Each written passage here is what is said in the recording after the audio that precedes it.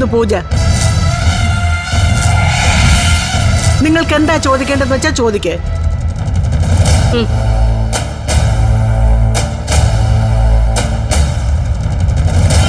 അന്ന് ചോദിച്ച കാര്യം തന്നെയാണെങ്കിൽ ആവർത്തിക്കേണ്ട.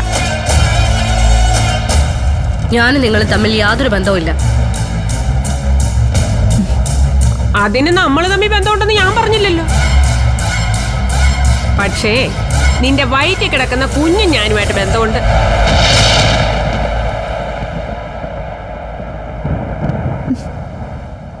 എന്ത് ബന്ധം? എന്ത് ബന്ധമാണെന്ന് നിനക്കറിയില്ല? ആ കുഞ്ഞിന്റെ അച്ഛൻ എന്റെ മകൻ ഷാനുവാണെന്ന്.